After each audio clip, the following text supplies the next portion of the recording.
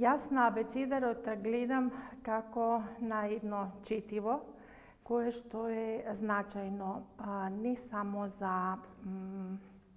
историјата на македонскиот јазик, не само за историската диалектологија, со оглед на тоа што е напишан на ленинско-битолски говор,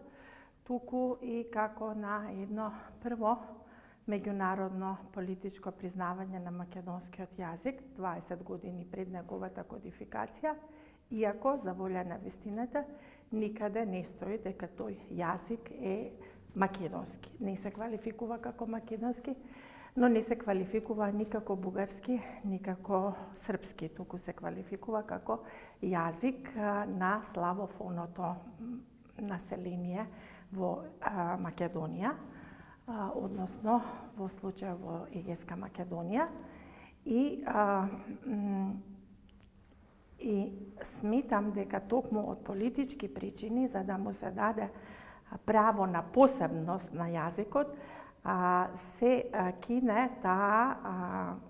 кирило-методиевска традиција, односно употребата на кирилицата во абецедарот, и се пишува на латиница, за да биде и да се покаже како одвоен јазик, одделен јазик и од бугарскиот и од српскиот. Тој настанал во едни специфични историски околности, затоа што, како што е познато, Македонија по Балканските војни е поделена на 3 дела, меѓу кралството СХС, СХС, потоа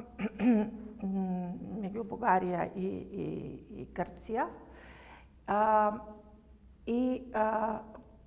Потоа се случува Втората светска војна и потоа почнуваат низа на договори, значајни мировни договори, значајни договори кои што на известен начин го продуцираат и ја поттикнуваат појавата на абецедарот, се Нејскиот договор, се договорот од Север, договорот од Лозана и конечно еден протокол, така наречен Калфов политис, кој што е потпишан меѓу Бугарија и Грција за меѓусебно признавање на малцинствата, односно на грчкото во Бугарија и на бугарското, во наводници се мисли на македонското население во Северна Грција. Но со Севрскиот договор Грција е задолжена да му даде да му ги обезбеди малцинските права на славофоното население, односно на македонското население во Грција. И за таа цел, значи под притисок на Друштвото на народите со седиште во Женева, е направен притисок врз грчката тогашна влада да се направи абецедар, да се направи всушност буквар на кој децата ќе учат на мајчин јазик. И за таа цел се ангажирани тројца луѓе кои што според името излегува дека не се славјани, туку се грковласи, но кои што многу добро го знаат битолско-ленинскиот говор, значи дека се билингвални и за едниот, за Сагиаксис, имаме податок дека бил ученик на познатиот балканист од она време Вајгант. Тие по јазичната анализа што ја направив на абецедарот, ми се чини дека сите имале солидно славистичко образование и тоа го гледам по начинот на кој ги обележувале омекнатите букви како Л, Њ и така натаму, како К за Ќ, какви графиски решенија користеле од латиницата за да прикажат всушност модели на палатализација кои што ние ги познаваме од кирилицата, од црковнословенската кирилица. Абецедарот е настанат под неверојатен притисок на времето, затоа што имам чувство дека требало да се исполнат желбите на Друштвото на народите, кое што пак представува една предходница на Организацијата на Обединетите нации.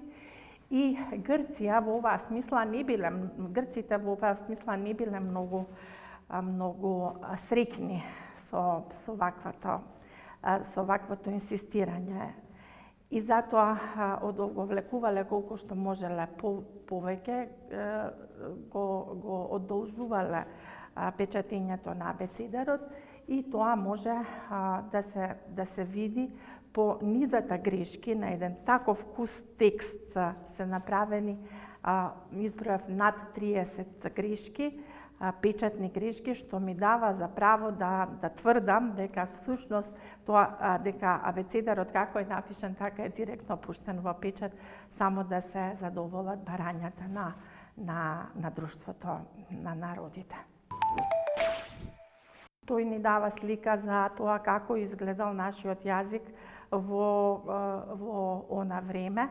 И интересно е да се забележи дека всушност и покрај тоа што јас не верувам дека тие имале увид во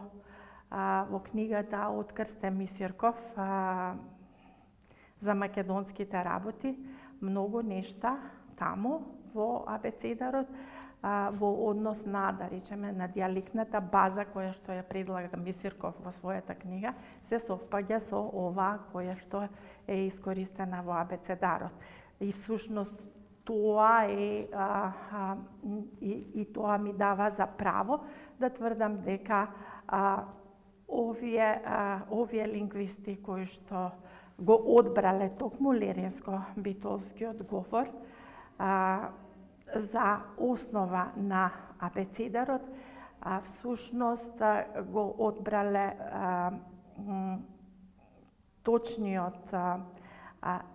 точниот регион каде што според Мисирков се вкрстуваат трите раце кога ќе се подадат од север, од југ и од исток, точно на таа точка каде што е и базата на абецедарот. Така што тие всушност и покрај тоа што не го нарекле, не го именувале јазикот искористен во абецедарот, тоа е всушност нашиот македонски јазик. Ниту бугарски, ниту српски. Во одбележувањето на 100 годишнината од абецедарот се вклучија Светскиот македонски конгрес и Сојузот на друштвата на децата бигалци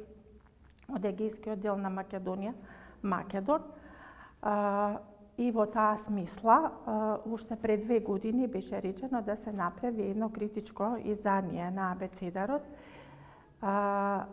И тоа се случи во оваа година. Изготвивме едно критичко издание во чија работа учествувавме професор доктор Виолета Ачковска, професор доктор Нада Јурукова и јас, и секоја го погледна абецедарот од свој агол. Професорките Јурукова и Ачковска како историчарки му дадоа акцент на абецедарот и неговата појава и историските околности во кои се појавил абецедарот, јас не направив една јазично-педагошка анализа на абецедарот, а покрај тоа, како уредник на изданието, направив и транскрипција со кирилица на абецедарот, а на крајот поместив во ова издание и еден кус речник во кој се содржат дијалектни зборови, како и зборови од туѓо несловенско потекло, главно грчки и турски.